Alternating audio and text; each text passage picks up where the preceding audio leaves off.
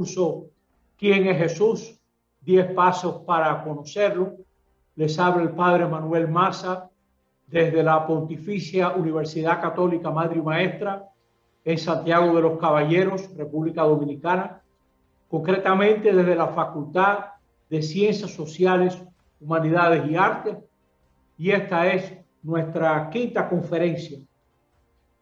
Agradezco a la universidad todo el apoyo y también al Instituto Nacional de Pastoral aquí en República Dominicana y al Instituto Jesuita Padre Arrupe en la ciudad de Miami por todo el apoyo que nos están dando.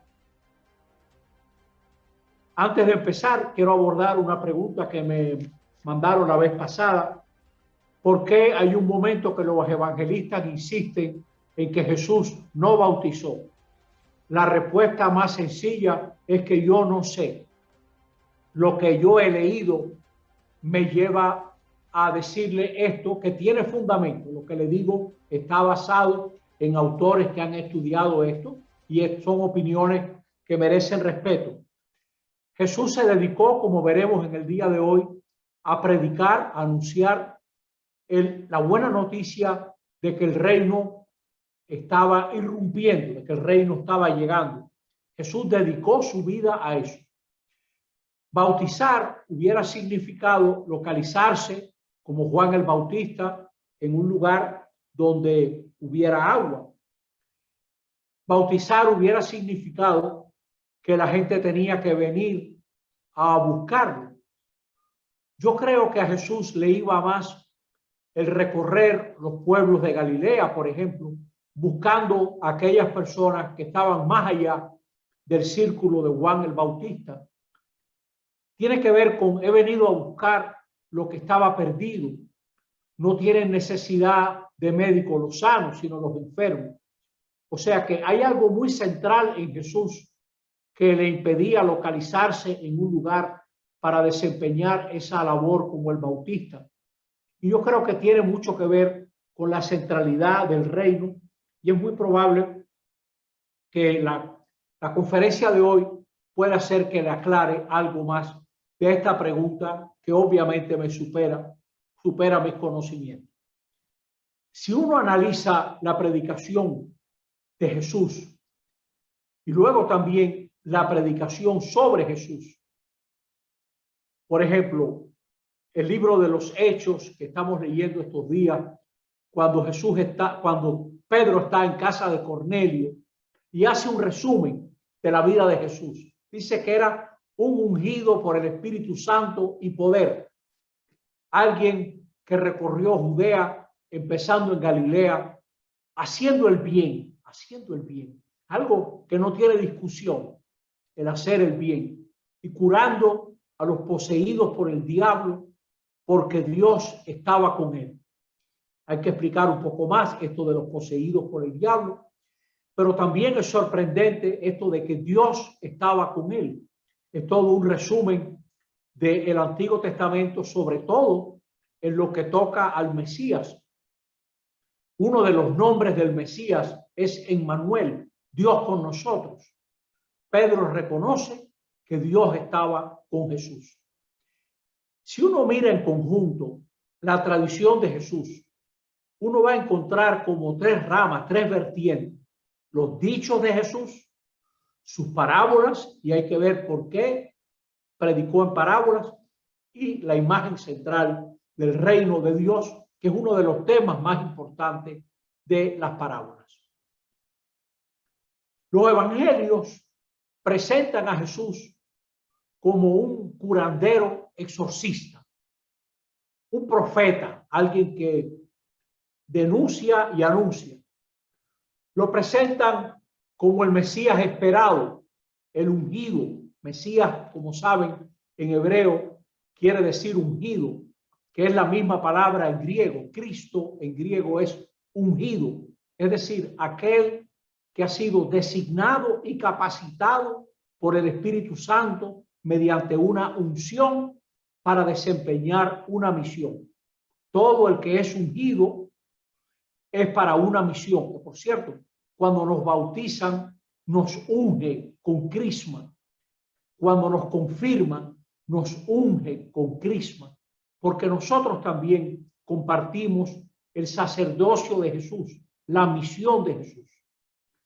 Los evangelios presentan a Jesús también como el Hijo del Hombre, esa figura que resume todo lo que Dios quiere para nuestro mundo, el momento definitivo y decisivo donde la historia se va a aclarar mediante un Hijo del Hombre, no un animal, sino una figura humana. Lo presentan también como un sabio profético que denuncia y anuncia, escatológico, es decir, los evangelios presentan a Jesús como alguien que pertenece al tiempo de la acción de Dios final y decisiva en la historia. No hay que esperar a otro, como le dirá Jesús, creo que en el capítulo 7 de Lucas. Él es el decisivo. John Mayer, que ha estudiado mucho estas cosas, lo considera como un profeta itinerante y taumaturgo, un hombre que realizó obras de sanación como el profeta Elías y su discípulo Eliseo. Así presentan a Jesús los evangelios. Alguien que enseñó a partir de su propia autoridad, ese es el tema importante de la conferencia pasada. Jesús apeló a lo que hay de mejor en cada persona y eso solo lo puede hacer alguien que logra tocar la profunda originalidad de quien lo escucha. La autoridad es la capacidad de apelar a lo que hay de mejor en otra persona y hay que ser muy coherente, muy original para poder hacer eso.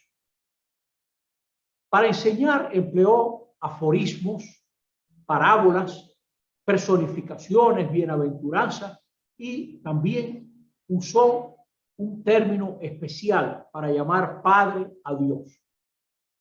Rudolf Bultmann, que se dedicó a estudiar profundamente los evangelios, notó que había dichos que le pegaban a Jesús. ¿Cuáles eran los temas característicos de la predicación de Jesús? La centralidad del reino de Dios. Si usted lee el Evangelio de Marcos, ya en los primeros versos, por ahí por el 14, ya verá a Jesús diciendo: conviértanse y crean en la buena noticia, el reino está cerca. Característico de Jesús también es la inversión final de lo que ahora se da como estable. Se da como estable que el que está de último será último. Jesús no, los últimos serán primeros. Característico de Jesús también la lucha o el conflicto y la llamada a un cambio radical del corazón. Si usted tiene tiempo y le gusta todo este tema de la radicalidad del corazón, usted puede explorar, por ejemplo, el capítulo 31 de Jeremías, donde se habla de que escribirá su ley en nuestros corazones. El Señor va a escribir la ley en el corazón. Y el capítulo 36 de Ezequiel, donde habla que va a cambiar el corazón de piedra en un corazón de carne. El Antiguo Testamento tiene momentos en que asciende, llega a picos. Tanto Jeremías 31, el pasaje del Antiguo Testamento más largo citado en el Nuevo, la carta a los Hebreos, como Ezequiel 36, son picos del Antiguo Testamento por la enseñanza que realizan. Lo desafiante de la predicación de Jesús radica en su lenguaje desconcertante, perturbador, aflige a los consolados y consuela a los afligidos y a los desfavorecidos. Como veremos, Jesús llegará a decir: dichoso aquel para quien yo no sea motivo de tropiezo. Hay un libro muy famoso de los años 60, escrito por un holandés. El título, más o menos lo recuerdo así, el autor es Oosterhuis, y dice: tú eres un amigo difícil. Está traducido al castellano, creo. Tú eres un amigo difícil. Lo desafiante de la predicación de Jesús contiene una inversión final. En los tiempos finales, las cosas van a cambiar. El estatus aparece con frecuencia en la predicación de Jesús. Ese cambio de estatus. Se ve que era un tema constante. Esto me recuerda en una celebración parroquial, algunas personas cambiaron ese canto de ven con nosotros a caminar. La letra dice, aunque te digan algunos que nada puede cambiar, lucha por un mundo nuevo, etc. Y esta señora decía, aunque te digan algunos que nada puede cambiar, tú no le pongas asunto, esto se va a virar. Bueno, Jesús es del esto se va a virar. Y eso ya se encuentra en el Magnificat. María habla de un Dios que derriba a los potentados de sus tronos y exalta a los humildes. Si usted lee inglés, hay un libro muy famoso de un hombre que conocí en Georgetown University. Se llamaba James Walsh y el libro se titula The Mighty from their Thrones. The Mighty from their Thrones. Es un libro que trata toda esta temática. La predicación de Jesús fue desafiante también por las bienaventuranzas. Expresan una inversión que es chocante. Dice, dichosos los pobres, porque de ellos es el reino de los cielos. ¿Qué querrá decir? ¿Qué querrá decir? Es la versión de Lucas. No es que Jesús venga a sacralizar la pobreza. Probablemente tenga que ver con que ya ha entrado en la historia lo que hará que la vida de los pobres mejore, lo que puedan vivir su pobreza con sentido, porque ya ha entrado en la historia lo que va a generar relaciones más justas, donde no habrá tanta pobreza, o porque en el reino de los cielos ellos son primeros, se le da en lo que Jesús está creando, en la comunidad que Jesús está creando, se le va a dar un sitio preferencial. Miren, esto fue algo tan real en la primera comunidad. Los paganos, cuenta Tertuliano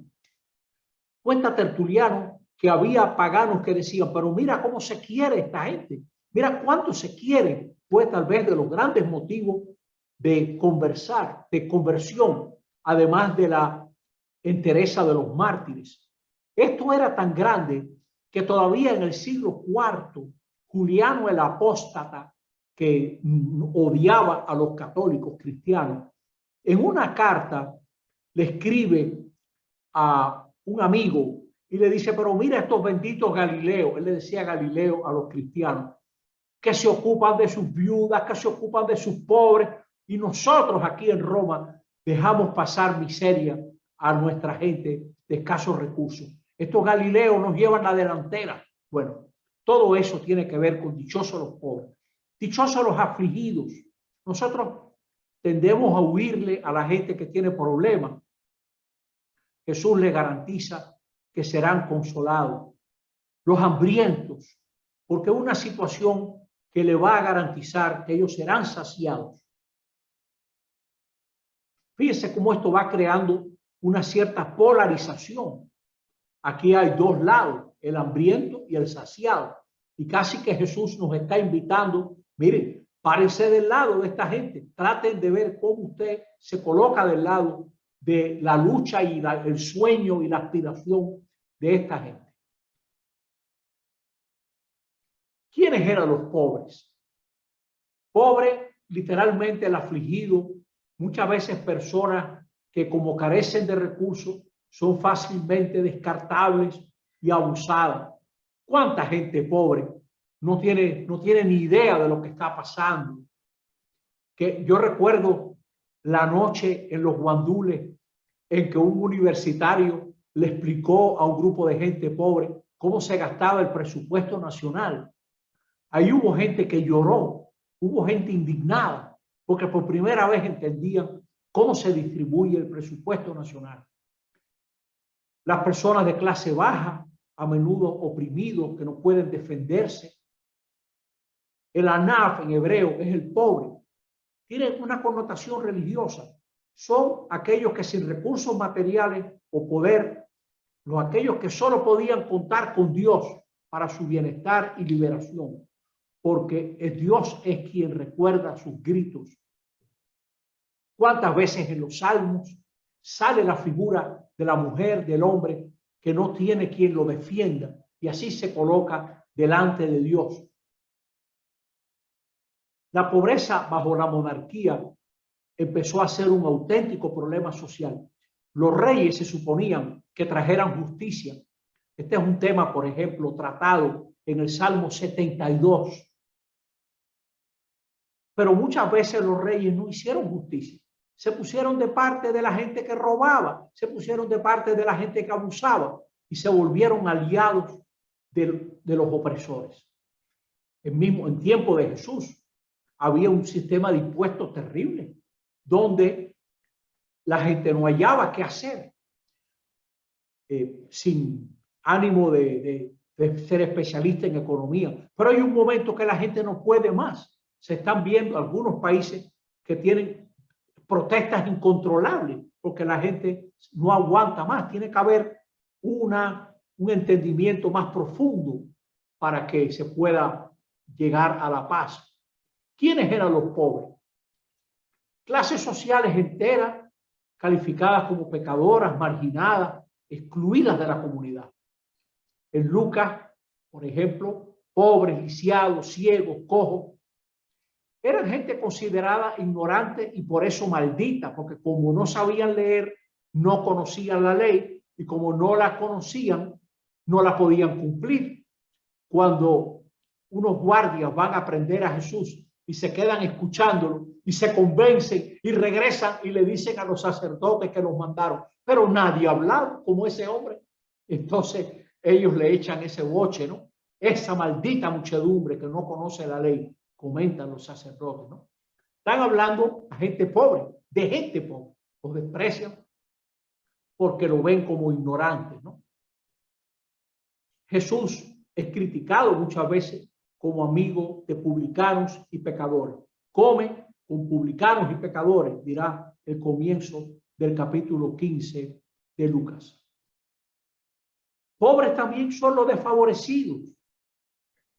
Las mujeres que eran muy desconsideradas, los huérfanos, analfabetos, enfermos mentales, los afectados por enfermedades que desfiguran, los lisiados corporales. Todavía hay sociedades que no saben qué hacer con esta gente. Aquellos cuya práctica religiosa no estaba a la altura de los niveles de la clase sacerdotal y de los fariseos. Otro tema de la prédica de Jesús es la oración. Y el Padre Nuestro, que todos nosotros sabemos, probablemente no es solo una oración, sino cuáles son las actitudes correctas para uno orar. Jesús no tanto da una norma, sino palabras que ayudan a entrar en la actitud correcta. Cuando uno le pregunta una dirección a un campesino, por ejemplo, usted está en la boca de los ríos en Manabao y usted le pregunta a uno de los campesinos, a uno de los guías, mire, yo quiero empezar a subir la cotorra, ¿cómo yo hago? Ellos te dan una dirección que es muy precisa, pero es diferente. No hay calle, no hay número. Ellos te dicen, mire, usted va a caminar la próxima hora teniendo el yaque de esta mano. Usted lo tiene de esta mano. Y luego usted le va a dar un cruce. Y luego le va a dar otro cruce. Después que usted le dé el segundo cruce, busque por ahí, que por ahí está el camino. Por ahí anda el camino de la cotorra, ¿no? Y eso no falla, ¿no? Para orar hay que orar. Mire, si usted al orar está convencido que Dios es su Padre, pero no es solo suyo, es nuestro. Si usted está convencido que usted no le va a poder hacer trampa a Dios porque está en el cielo, que Dios es diferente, que Dios lo supera. Si a usted le interesa en la oración, que el nombre de Dios sea santificado, que lo que Dios desea para nosotros se cumpla, que venga su, etcétera. Esas son las actitudes, ¿no? Usted, los que hemos aprendido otra lengua, tenemos que repetir después del profesor para poder tener la pronunciación correcta. el Padre Nuestro, dicho de corazón, te enseña a orar como conviene. Porque orar como conviene nos queda tan grande que hay que orar junto a Jesús para ir aprendiendo. Y le digo una cosa, probablemente siempre que usted ora, hay alguien más orando con usted. Siempre que usted ora, está también ese Jesús, está el Espíritu y está el Padre también que nos atrae. Nadie viene a mí si el Padre no lo atrae. Está también la comunidad que está aquí presente orando junto a uno. Ojalá que este curso le ayude a usted a descubrir los caminos de la oración. Reino de Dios. ¿Cómo entender esto del reino de Dios? La expresión tiene su origen en la monarquía, en los reyes. Usted sabe que la monarquía fue un fracaso. Y Israel quedó esperando un rey según el corazón de Dios. Yahvé era considerado el rey de Israel. En los Salmos, poco a poco, Israel entiende que Yahvé es rey de todas las naciones, es rey de toda la creación, es rey de todo, que el proyecto de Dios está abierto a todos, que no es excluyente, que no es solamente para un grupito, ¿no? Cuando la salvación de Dios aparezca en su plenitud, se establecerá finalmente el reinado de Yahvé. Una perspectiva escatológica. La historia está llegando a su final con el reino de Dios. La noción de reinado de Dios aparece en un periodo tardío del Antiguo Testamento. Sí, Señor, aparece en un periodo tardío, pero no por eso menos importante y menos incidente, diríamos, en la mentalidad de Israel. Es una palabrita cargada de esperanzas, expectativas, de fracasos de reyes que no sirvieron, que fueron apóstatas, de invasores, los asirios en el siglo VIII antes de Cristo, los babilonios en el siglo VI antes de Cristo, y así Alejandro Magno en el siglo IV, los Seleucidas 2 siglos antes de Cristo, Israel, los romanos en el siglo I antes de Cristo. Y cuando uno dice que Dios reine, lo que está diciendo también es que nos libre de todos estos poderes abusadores que tanto daño nos han hecho, ¿no? Esa esperanza. El reino de Dios. El reino de Dios tiene mucho que ver con el corazón del mensaje de Jesús. Y de las cosas que Jesús dice es algo que se está aproximando. Jesús diría, mire, no se acueste sin pensar por dónde le llegó el reino a usted en el día de hoy. Está llegando, está cerca. Pero hay que entrar también y hay que buscarlo.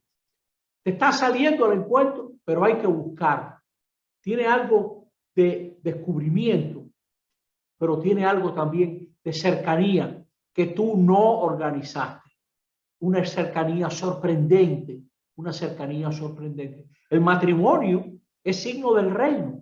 Donde quiera que haya un matrimonio, hay un hombre que conoció a una mujer que es más suya que nada y sin embargo no fue él quien la construyó.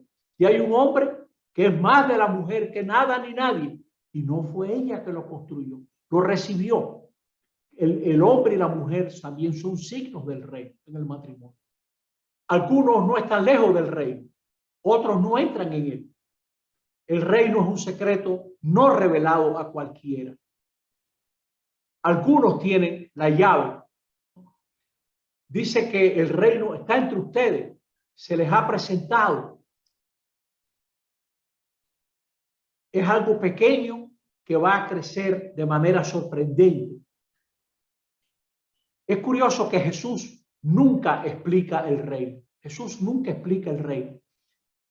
Yo, de las cosas que he leído sobre este tema, yo creo que Jesús nunca explica el reino porque las parábolas no son historias para gente bruta, no son historias para gente que no entiende. No, son historias para gente que no quiere decidirse. Las parábolas usted las puede leer hoy y le van a llegar al corazón porque son una invitación a decidirse según lo que plantea Jesús en esa parábola. usted no puede decir, ya yo me sé el reino. No, nadie puede decir eso. El reino siempre es un desafío. El reino siempre es un reto, una invitación. Usted está invitado a una fiesta, pero usted no es dueño de la fiesta. La fiesta se va a dar aunque usted no esté. La fiesta se va a dar. Y por eso Jesús nunca explica el reino. Va emergiendo de la parábola. No se puede entender el reino sin uno meterse en la parábola, para dejar que la parábola le cambie la vida y para ir con la vida a entender la parábola. Es un acontecimiento el reino, no es tanto un lugar, es una realidad dinámica que dinamiza, que exige caminar, exige seguimiento, exige moverse. Usted no va a entender el reino apoltronado cómodamente, usted no va a entender el reino.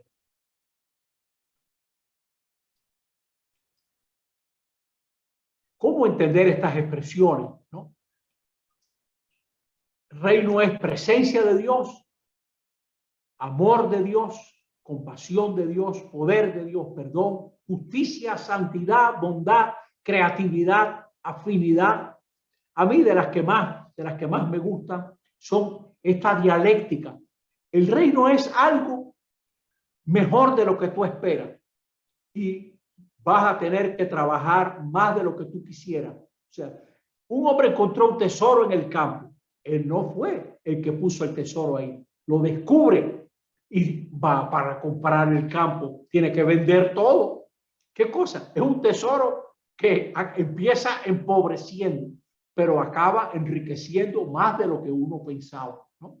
Pero hay algo misterioso ahí. Dice, vendió todo para poder comprar aquel campo. Dice que de la alegría que tenía,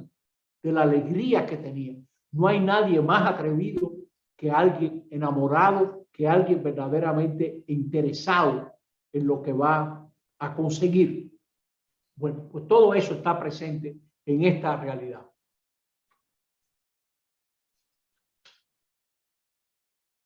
Está irrumpiendo en la predicación de Jesús. El reino genera una tensión escatológica. Está irrumpiendo el final de la historia. El reino es a la vez presente y futuro. Ya está aquí, pero todavía no alcanza su plenitud. Está aquí, pero todavía no alcanza su plenitud.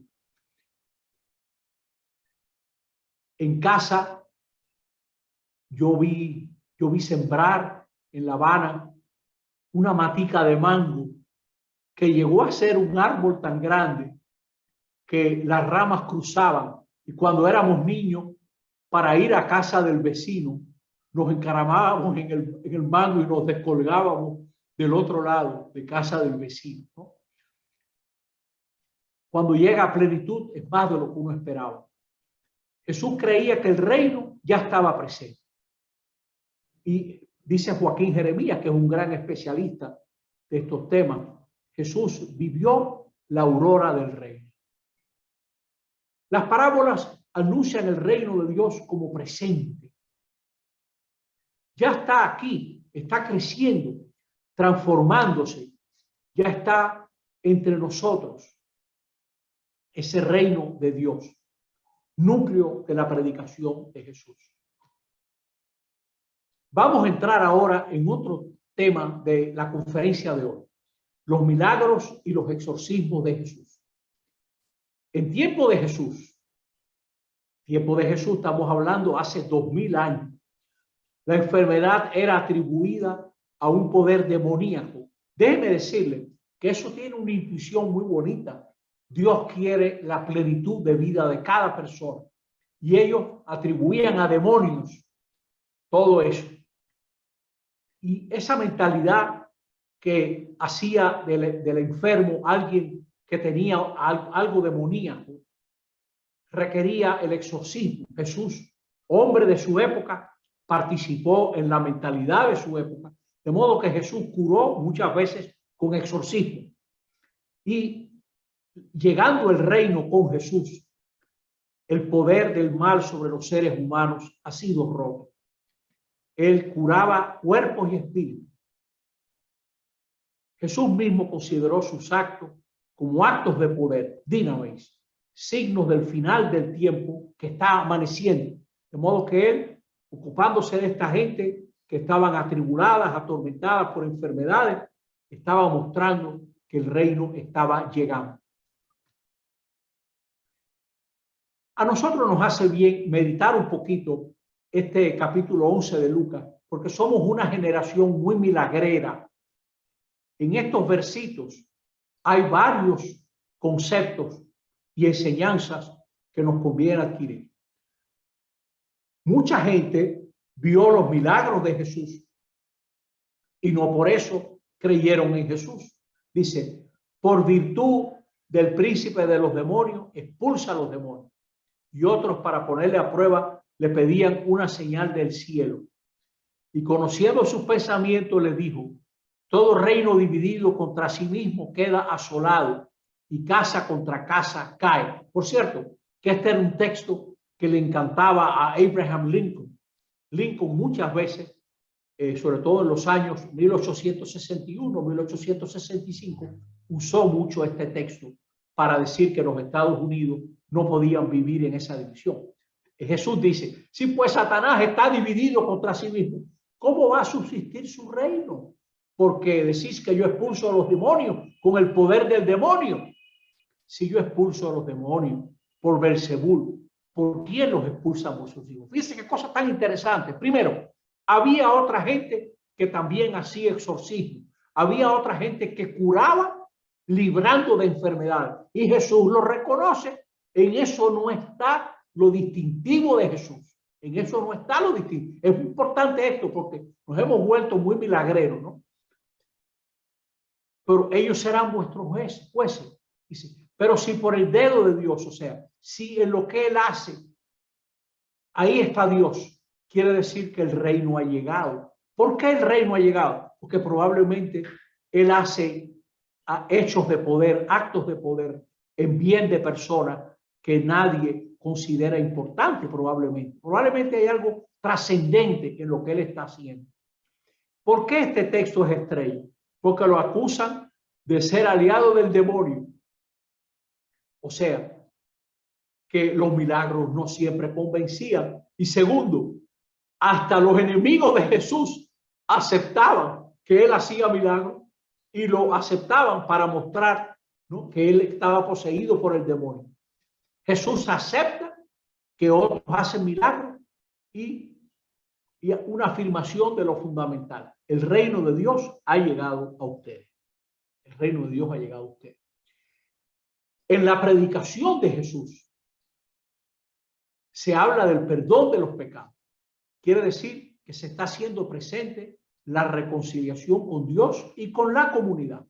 Proclamó el perdón, no solo con palabras y parábolas, sino compartió la mesa. Vamos a hablar de eso enseguida. Jesús cenaba, se sentaba a la mesa, compartía mesa con gente de mala reputación. Y perdonó. ¿Quién puede perdonar pecados sino solo Dios? Eso tiene su punta, eso tiene un problema. Jesús está negando la exclusividad del templo, el rigor de la ley, los prejuicios de los sectores dominantes. Muy pronto vamos a hablar en una próxima clase de qué llevó Jesús a la muerte. Bueno, pues lo están viendo aquí. Al perdonar pecado, Jesús está ya creando un problema muy grande a la gente del templo, de la ley. Para el judaísmo y los fariseos, los beneficios de la salvación son para la comunidad definida por el templo y la Torah. Y resulta que Jesús produce actos de poder en bien de gente que ni va al templo ni cumple la ley. Para Jesús, para los que confían en Él y el reino que Él proclamaba, estaba reemplazando la adhesión al templo y la Torah por la fidelidad a su persona, a su persona. Vamos a ahondar en la comensalidad de Jesús. Muchas de las enseñanzas de Jesús tuvieron lugar durante las comidas.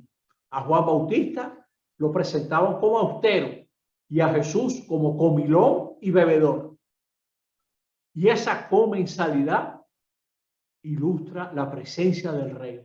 No es casualidad que varias parábolas del reino hablan de un banquete de boda. No es casualidad que la Eucaristía se celebraba después de una cena. que es un signo de comunión.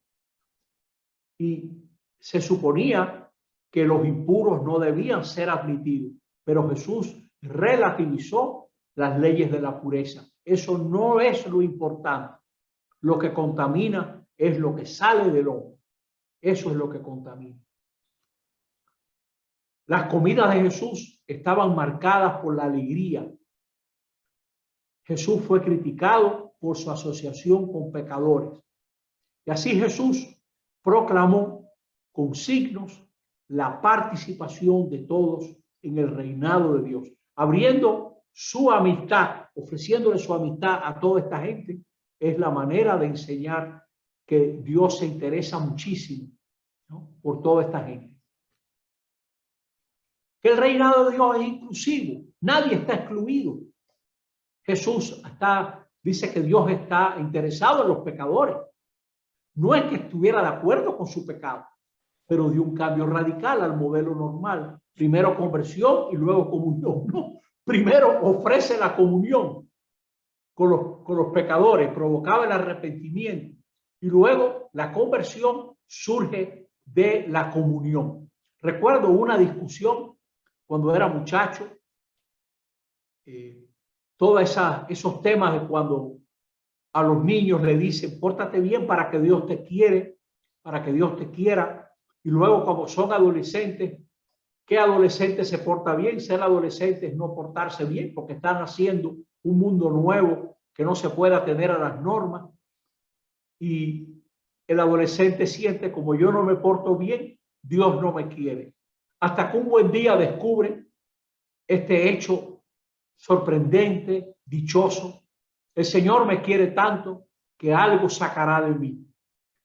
El mar, de tanto querer la roca, ha sacado playa.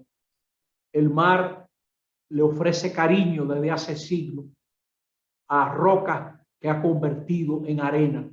Así el Señor no se cansa de acercarse con su misericordia y su amor a todos nosotros. El reino de Dios fue anunciado también como futuro. Venga tu reino, venga tu reino. La esperanza es una virtud descuidada. Una pena que el Adviento ya sea Navidad, cuando debiera ser preparación, esperanza de la Navidad. Muchas parábolas del reino iluminan aspectos presentes y futuros. Para Jesús, el símbolo del reino representa la venida definitiva de Dios en un futuro próximo para poner fin al presente estado de cosas y reinar plenamente sobre el mundo en general e Israel en particular. Jesús probablemente pensó que él había venido para las ovejas descarriadas de Israel, que no le tocaba, como le dice a la cananea, no le podía echar el pan de los hijos a los perros. Está citando un refrán de la época que a nosotros nos suena horrible, pero está repitiendo un refrán de la época. Pero ciertamente que la mujer le enseñó algo a Jesús. Bueno, la llamada sobre el reinado de Dios exige una respuesta inmediata, inmediata. Esas decisiones que uno no puede postergar. Es la oportunidad. No es simplemente arrepentirse, es cambiar de mentalidad, cambiar el corazón propio, la mentalidad propia, para asumir un nuevo punto de vista. Les he contado muchas veces esta experiencia. Una vez en el Valle Lilis nos levantamos de madrugada para desde el pico ver amanecer y subimos por nuestra cuenta y todavía estaba oscuro, y al rato llegó un guía y se echó a reír y dice, óigame, ustedes están mirando para donde no es, dense la vuelta. Bueno, eso es convertirse. Convertirse es voltearse para donde está ocurriendo lo que Dios desea. Hay que convertirse y darse la vuelta para poder recibir lo que Dios nos quiere dar. En Juan, Jesús habla de hay que nacer de nuevo. Y la llamada de Jesús a la conversión significa mucho más que dolor por los pecados. Apunta a la magnitud de la decisión y la naturaleza radical de la conversión misma. La respuesta que se pide es una acción urgente, como la invitación a un banquete. Bueno, yo he visto eso. Fulano está pasando por las Américas, Él tiene un cambio de vuelo y se va a asomar a la ventana para saludarnos. Vamos para allá. Y el grupo de muchachos va para allá a ver al amigo, a la amiga que hace 5 años que no ven, que va a pasar por las Américas, ¿no? Pero hay que salir corriendo porque lo que dan es media hora, ¿no? La acción inmediata de los talentos en el Evangelio de Mateo, que los pone a rendir rápidamente. La buena nueva del reinado de Dios incluye también la advertencia sobre un juicio inminente sobre aquellos que dejaron de atender sus palabras.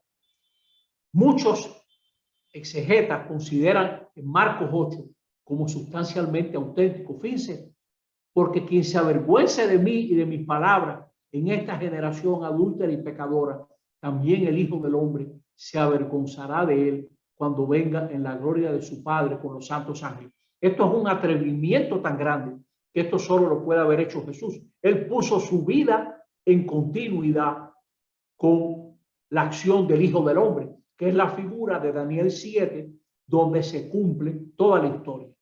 De este mensaje emerge una asombrosa pretensión de autoridad. Dicho de otra manera, encontrarse con Jesús es encontrar el reinado de Dios, ni más ni menos. O sea que ese planteamiento es sumamente interesante para entender a Jesús como el decisivo. ¿Eres tú el que ha de venir o hay que esperar a otro, no? A veces el reinado de Dios se ha identificado impropiamente con la iglesia. O también se sobrevalora tanto como si no hubiera nada del reino presente. Hay una tensión. Jesús enseñó que la iglesia recibe la misión de proclamar y establecer el reino, mientras que la iglesia misma representa su inicial germen y principio sobre la tierra. Es germen y principio sobre la tierra. Pero hay una plática, sí señor, pero guárdala, cuídala, que ahí está todo, ¿no? Otra cosa son los milagros sobre la naturaleza, ¿no? Otra cosa son esos milagros. Porque probablemente tenga que ver con la comunidad primitiva queriendo comunicar una enseñanza sobre Jesús resucitado. Walter Casper, autor de varios libros, cardenal de la Iglesia Católica, dice probablemente esos milagros sean una añadidura a una tradición primitiva. Probablemente son legendarios, probablemente no reflejan un reportaje de algo ocurrido, sino de algo elaborado para comunicar una verdad. Aprovecho para decir eso que decía Machado. No quiero cantar ni quiero a ese Jesús del madero, sino el que anduvo en la mar. Claro, el que anduvo en la mar le gustaba más que el Jesús del madero, ¿no? Vamos a mirar la aportación sobrenaturalista. Para alguna gente es un despliegue del poder divino que suspende o contraviene las leyes de la naturaleza.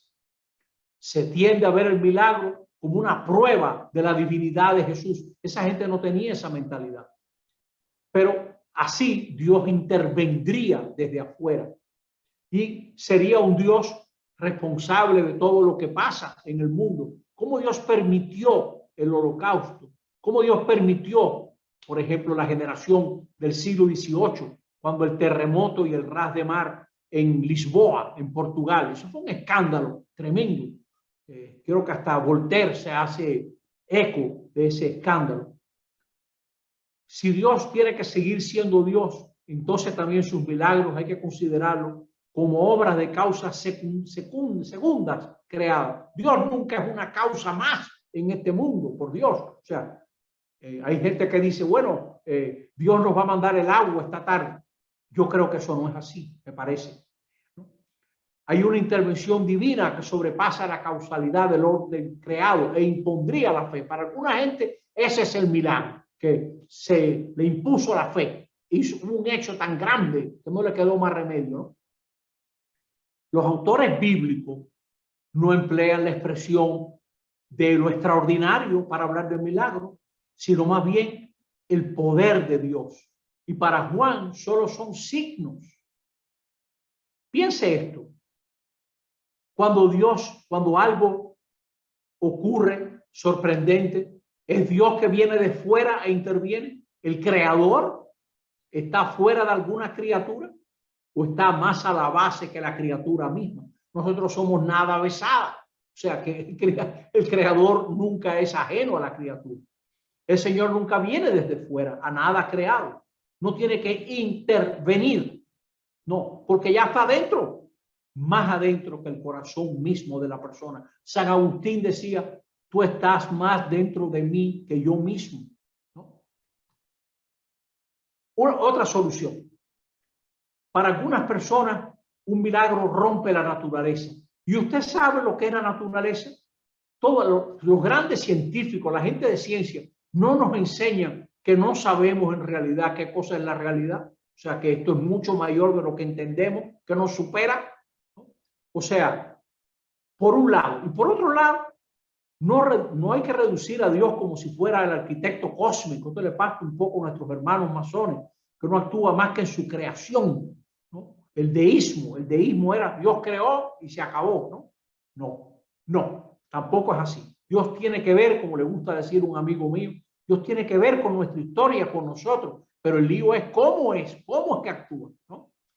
Si entramos en la visión bíblica, encontramos un Dios vivo en la historia, aquel que muestra a la humanidad su amor siempre de modo totalmente nuevo en y por el acontecer humano. Así se respeta la autonomía de la creación y la iniciativa del creador. Se reconoce que Dios actúa en y por la creación. Se salvaguarda el papel de la libertad humana, ya que el milagro solo puede ser reconocido en la fe y nunca la puede forzar, ¿no? Y puede que otros no reconozcan el milagro. En tiempo de Jesús hubo gente que no creyó en su milagro. Fíjense en este texto, ¿no? Ay de ti, Betsaida, ay de ti, Corosaín, si en Tiro y Sidón se hubieran hecho los milagros que en ustedes, hace tiempo que se habrían convertido. ¿Qué quiere decir este texto? Que hubo gente que vio milagros y no creyó. No piensen que el tema es cómo yo consigo autobuses para llevar a la gente a que vea milagros. Ese no es el problema, ¿no? No bastan los milagros. Hubo gente que vio milagros del mejor hacedor de milagros y no por eso creyó. El núcleo de la tradición de los milagros no puede ser negado. Es verdad. Jesús curó a los enfermos, realizó exorcismo, pero no imponen la fe, la presuponen. En esa apertura a la trascendencia de Dios en el centro de la fe, lo que posibilita el milagro, ¿no? Que el sanado reconozca a Dios operando en y por medio del misterio de Jesús. Esa es la apertura que posibilita, ¿no? el milagro. Esa apertura a la trascendencia de Dios en el centro de la fe. Vamos a ir concluyendo antes de entrar en la parte final. No se vaya. La predicación de Jesús fue desconcertante para muchos, pues realizaba una inversión en el estatus final. Contradecía las expectativas de sus oyentes. Los últimos serían primero. Fíjense qué sorprendente. Las parábolas forzaban a mirar el mundo y sus valores de una manera nueva. No fueron cuenticos para gente bruta que no comprendía, sino narraciones para motivar a gente astuta y calculadora, cualquier parecido con nuestra realidad, que no quería decidirse y comprometerse en la dirección del reino. Las parábolas están dichas para gente que no quiere cambiar, que no quiere decidirse. En ella hay una advertencia. Ya empezó el juicio. Esto se mueve. La prédica de Jesús comunica un elemento de alegría. El Dios de Jesús era un Dios compasivo que perdona pecadores, que declara bendito a los pobres. Y sus discípulos también podían llamar a Dios Abba. El reino vendría en el futuro, pero ya estaba presente en el ministerio de Jesús. Ya estaba activo en el mundo. Jesús reveló el poder salvador y transformador del Dios de la vida de los atribulados, enfermos, excluidos, etc.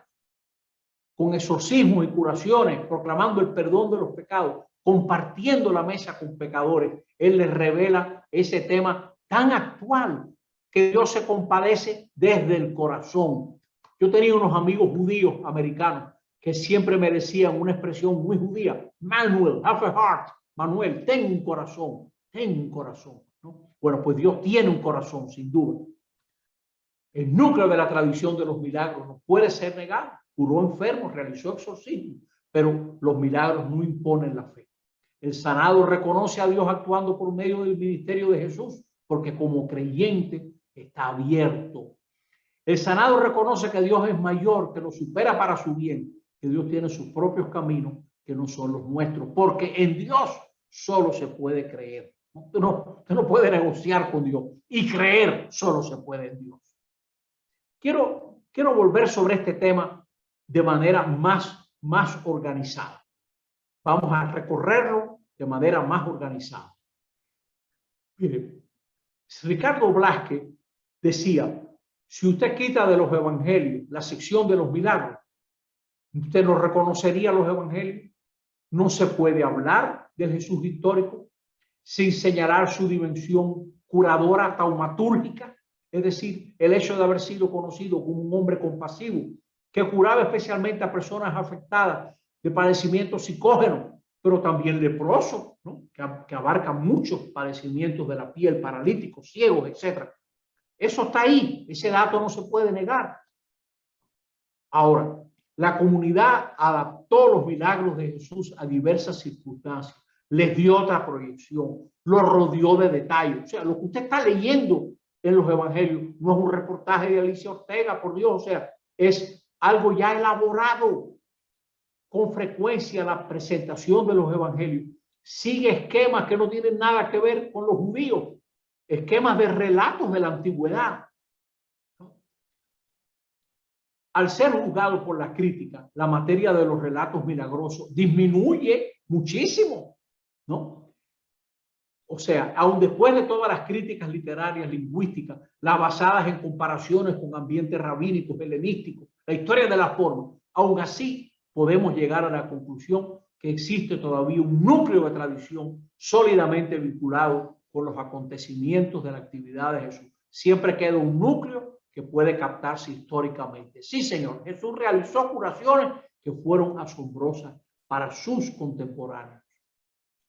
Dice Wolfgang Trilling en un libro clásico, la comunidad cristiana estaba persuadida de que Jesús había hecho milagros, etc. La mayor parte de los relatos contenidos en los evangelios son legendarios o están adornados con rasgos legendarios, dice Trilling, pero no puede haber ninguna duda de que Jesús realizó determinadas acciones que a sus ojos y a los de sus contemporáneos eran milagros, es decir, se hallaban remitidas a una casualidad sobrenatural. Sin duda alguna, curó enfermos, expulsó demonios.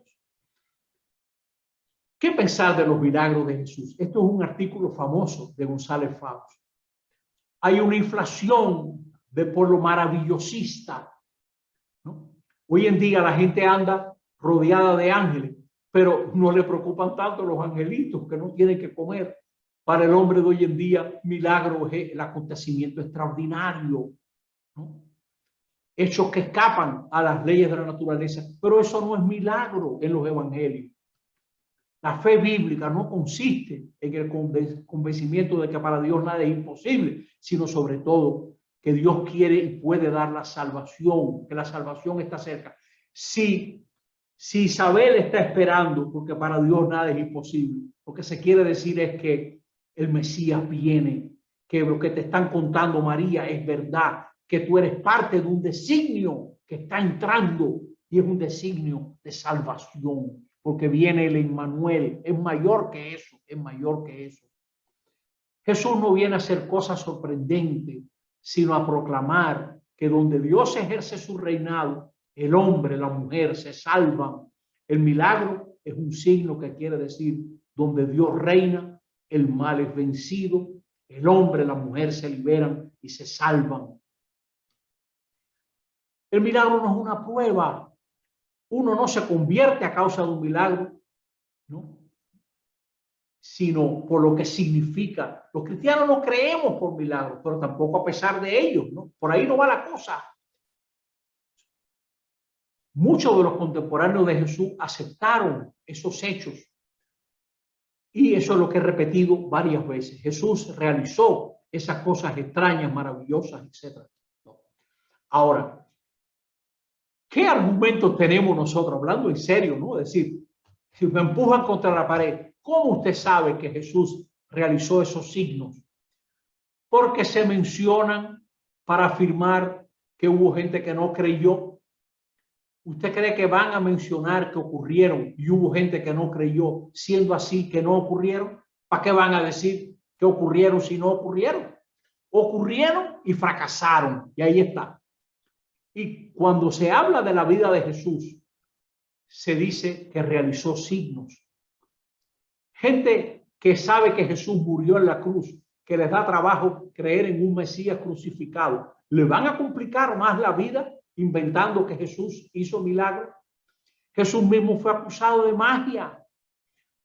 Los enemigos de Jesús no negaban los signos de Jesús, pero lo atribuían al demonio. Pero ni siquiera los enemigos de Jesús negaban los signos de Jesús. Y los milagros están narrados con una teología tan antigua que es anterior a la iglesia que los transmite. Por ejemplo, tu fe te ha salvado. Jesús aceptando que otros hacen signos y no se lo prohíbe. Jesús desvalorizando el milagro. Si no ven signos, no creen. O la falta de fe era tan grande que no pudo hacer milagros. El milagro ligado al reino. Y los milagros están testificados por muchos, por varios documentos, ¿no? O sea que hay una testificación múltiple.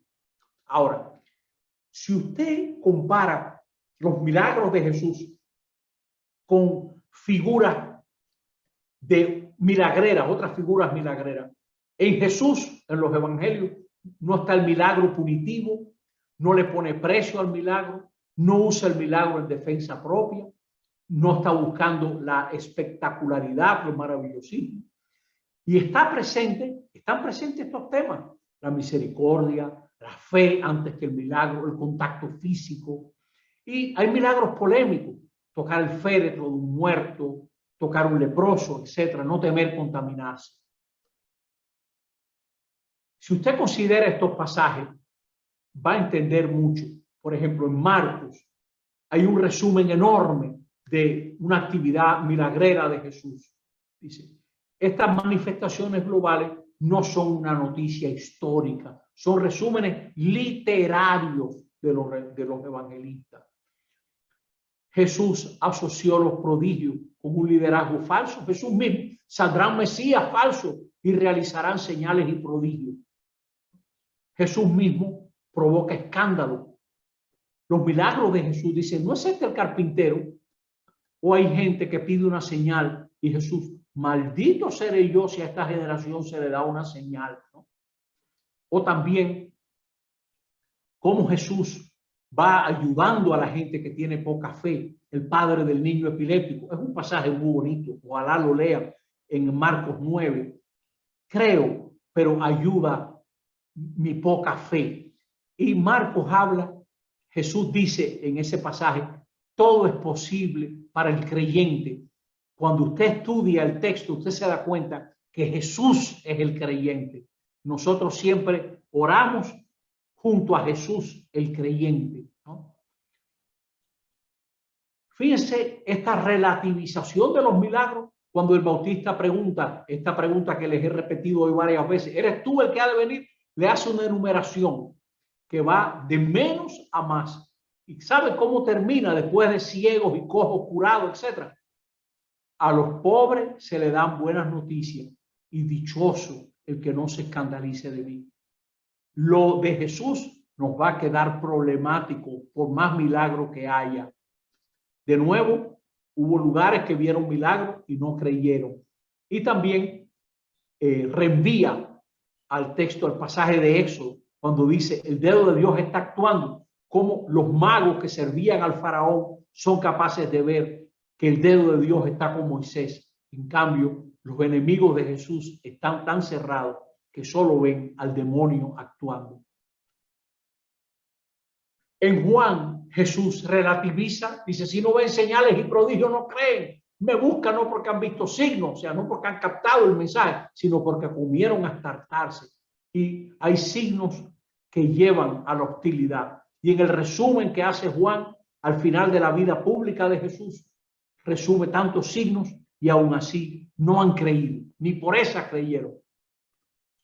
Los evangelistas no centran su reflexión ni su proclamación en los milagros.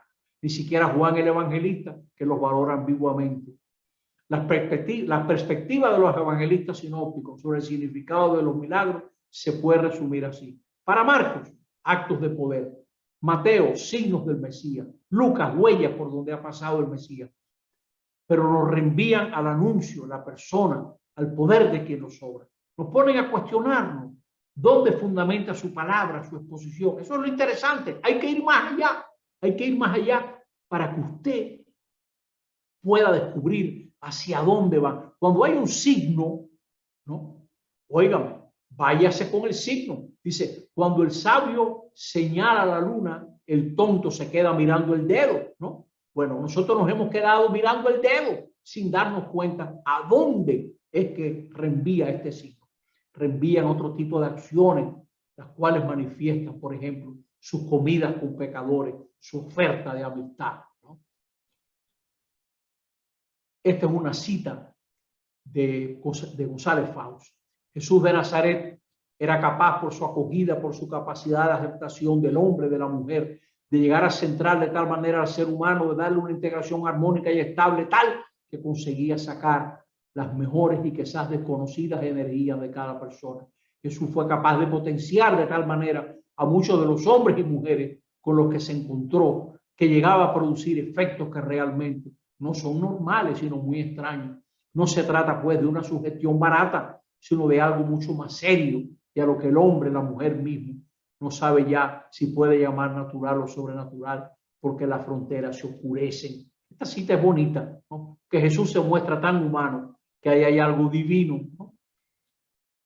¿Pero por qué no los curó a todos? Porque el milagro no es la solución, sino la señal de que la solución puede estar ahí, para que nosotros con nuestra fuerza, con nuestras posibilidades, pero con nuestra apuesta esperanzada, la vayamos buscando, labrando, tejiendo, sabiendo que nos costará más.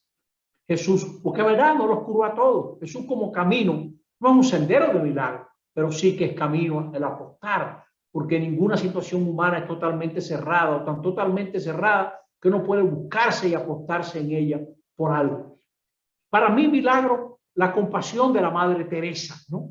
Esas son gente que no tiene esperanza y ella no tiene dinero, pero bueno, vamos a hacer algo, vamos a meternos en esto, ¿no? Y va saliendo, y esa gente van comiendo y descubren que más allá de sus prejuicios pueden ser hermanos, y musulmanes, hindúes, etcétera, pueden vivir juntos, ¿no? Dice Joseph Blanc en un librito precioso, con sus milagros Jesús ha indicado claramente una dirección válida para la fe y la salvación, la de que la mitigación de ulterior supresión de toda miseria, de la enfermedad, del hambre, de la ignorancia, de la esclavitud y de la inhumanidad de todo tipo, constituye la tarea permanente y más importante del hombre para con el hombre, del ser humano para con el ser humano, ¿no? Bueno, pues si se quiere hablar de Jesús, no se puede hablar sin mencionar los milagros. Pero, oiga esto, en los evangelios se constata la tendencia a acentuar y engrandecer los milagros. Eso hay que ser sincero, ¿no? Marcos cura a muchos enfermos, etc. Y Mateo cura a todos, ¿no? Y en Marcos la hija de Jairo agoniza, Mateo ya está muerta, etc. Muchos evangelios se redactan cuando ya existía la tendencia a reformular, multiplicar y acentuar los milagros, ¿no? Si usted tiene esto en cuenta, usted va a reducir mucho el material, ¿no? Se va a reducir cuando se le compara con la historia de milagros rabínicas, etc. Y uno tiene la impresión que hay motivos extracristianos, ¿no? Bueno, todo esto.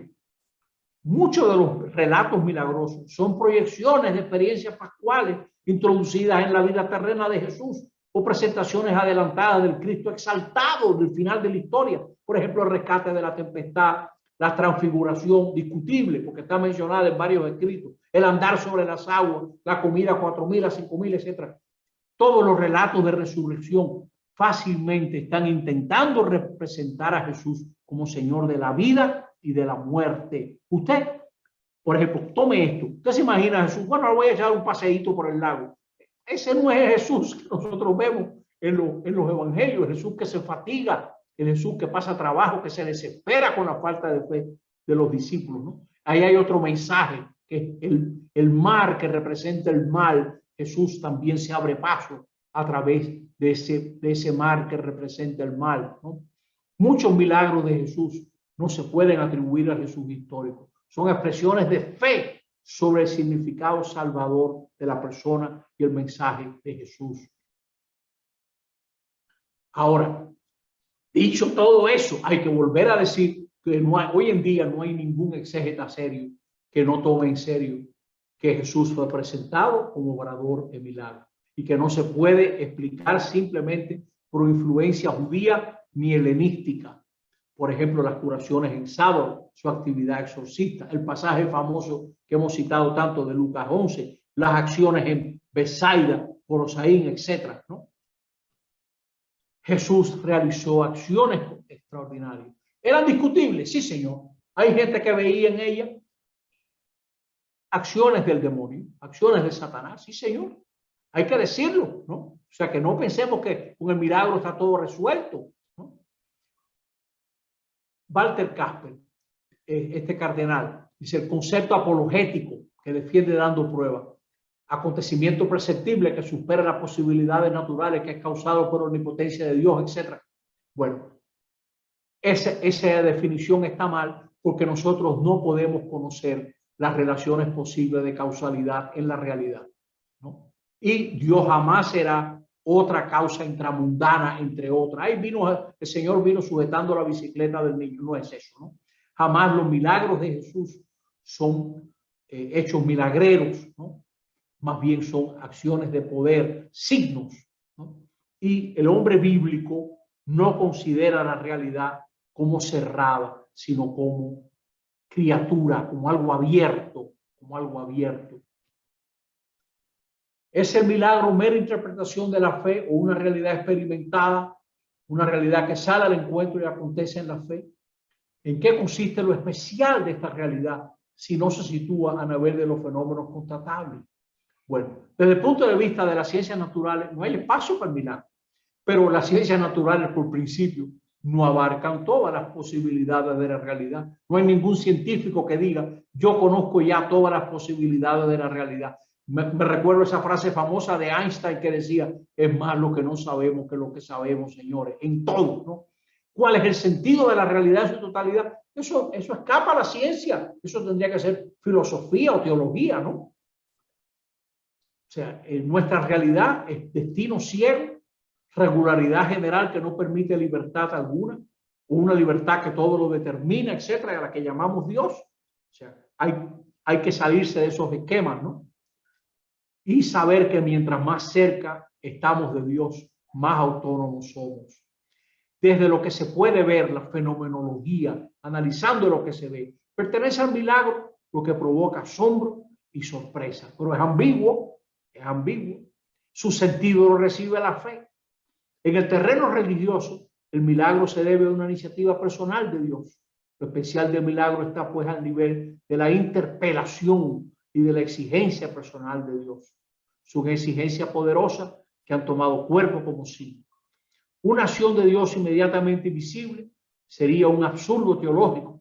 La llegada del reino, la cercanía de Dios, libera al ser humano para ser más humano y al mundo para ser más mundo, ¿no? O sea que no es así que Dios actúa, ¿no? Lo que acontece sucede por la mediación de la creación y de la historia. Por eso es ambiguo. El milagro se experimenta como acción de Dios solo en la fe, solo en la fe. O sea que fuera de la fe no lo vas a entender, ¿no? Son signos del reino. Se está desmoronando el dominio de Satanás. Si lo expulso demonio con el Espíritu de Dios, entonces que ha llegado a ustedes el reino de Dios.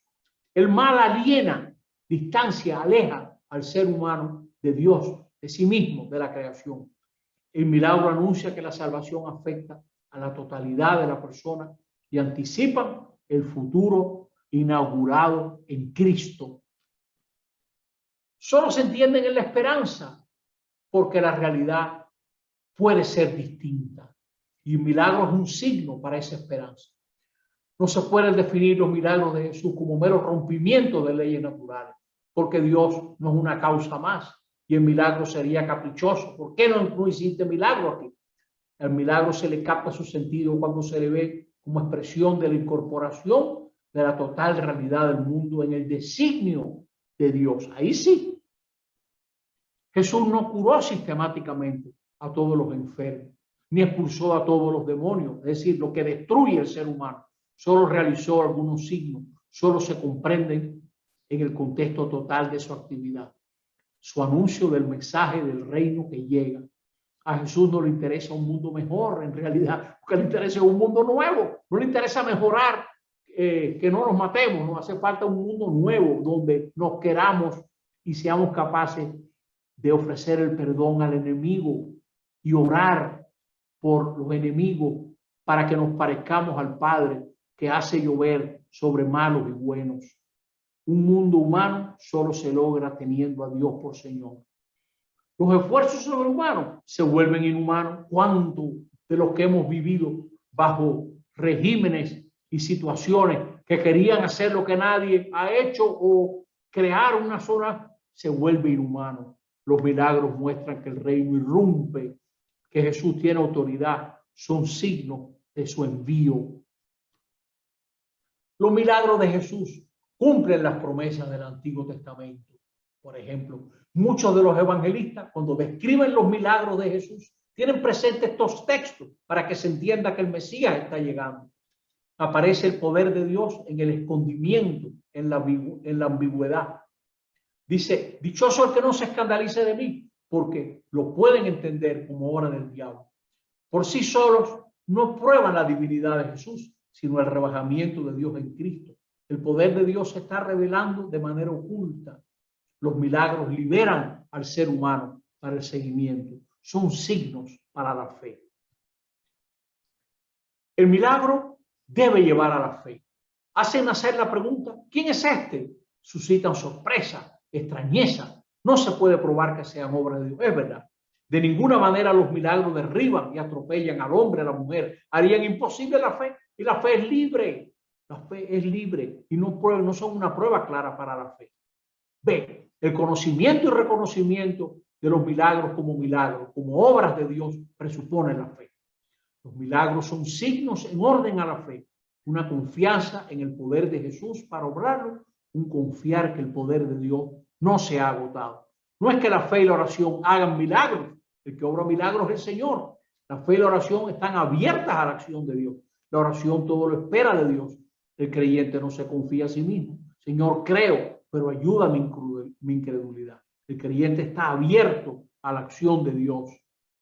La fe en los milagros no lo es de portento, sino confianza en la lealtad y la providencia de Dios. La fe no se dirige a ciertos fenómenos extraordinarios, sino a Dios.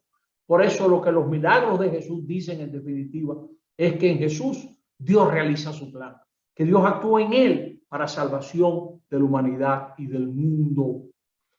Quisiera que si usted tiene tiempo más tarde, lea esto por su cuenta. Lea el final del Sermón del Monte, donde Jesús habla de la casa construida sobre arena, de la casa construida sobre roca, y tiene este pasaje tan importante. Aquel día no bastará con decirme, Señor, Señor, para entrar en el reino de los cielos.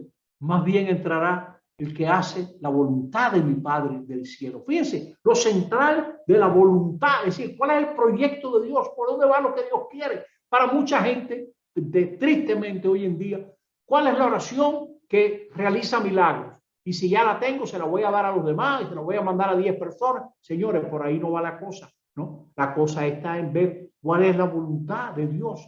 ¿A qué me llama el Señor? Aquel día muchos me dirán, Señor, Señor, hemos hablado en tu nombre y en tu nombre hemos expulsado demonios y realizado muchos milagros. Oiga eso. Y entonces yo le diré claramente, nunca los conocí. Aléjense de mí, ustedes que hacen el mal. Porque ese tipo de acción, aparte de buscar lo que Dios quiere, es una acción mala porque distrae, porque no está haciendo lo que Dios quiere. Es un maravillosismo que aliena, saca a la gente de su responsabilidad. Jesús responsabilizó a sus discípulos. Ese es un temita tremendo del final del capítulo 12 de Lucas, donde Jesús le dice, oigan, Ustedes saben si va a llover. ¿Cómo no saben qué tiempo están viviendo? Ven una nube y dicen mañana va a llover, va a ser calor. Ustedes entienden el cielo y no entienden lo que está pasando. ¿Cómo es posible que ustedes no puedan determinar lo que es justo hoy en día en el tiempo que les ha tocado vivir? Queridos amigos y amigas, muchísimas gracias por su atención. Termino con una cita larga y preciosa de Torres Queiruga. Dios entra en la historia y transforma el mundo, no a base de milagros e intervenciones empíricas, sino a través de su presencia reveladora en la libertad. Desde el mandato primogénito, llenen la tierra, sométanla, hasta la insistencia evangélica en el amor efectivo a los demás. Este es el lenguaje fundamental. Dios no puede llenar el mundo de milagros para atender a todos los oprimidos por la injusticia, por la enfermedad, por la guerra, por la catástrofe, pero ha entrado ya y entra continuamente en la historia a través de nuestra libertad. Cuando ésta coge su llamada y colabora con su impulso creador, Dios en ella y ella en Dios mejoran todo eso en la medida de lo posible. Y en todo caso, la libertad opera en un horizonte de esperanza, donde todo puede en definitiva ser asumido sin destrozar el sentido de nuestro ser y aniquilar nuestra posibilidad de realización. Por la punta extrema y superior de evolución, Dios, por decirlo así, reinfluye en el mundo a través de la libertad. La libertad humana se entiende ahora ya no como necesidad que obliga, sino como amor que llama, corrige y potencia. De modo que el asunto está en nuestra libertad. Dios mismo está posibilitando muchas cosas a través de nuestra libertad. La libertad de Dios no entra en concurrencia con la libertad del hombre, de la mujer. ¿Cómo sería la libertad del amor de Dios que se vuelve al hombre, a la mujer, si tuviese que oprimir y ahogar nuestra libertad? Que Dios se manifieste y confirme su libertad en el cuadro de la libre actividad del ser humano. Tal es la gracia de la revelación. O sea que decía un célebre teólogo protestante, o sea, Dios está entrando en este mundo actual a través de nuestra libertad. Y Pablo, con esta cita de Pablo en la carta a los Corintios, dice: Cristo, a mí no me enviaron a bautizar, espero que recuerden el comienzo de esta conferencia, y mucho menos hablar discursos sofisticados, no, yo predico el lenguaje de la cruz, dice Pablo, del cual hablaremos pronto en una próxima conferencia, porque Dios va a destruir la sabiduría de los sabios y la pericia de los instruidos, ¿no? Porque la sabiduría Dios la dejó como loca.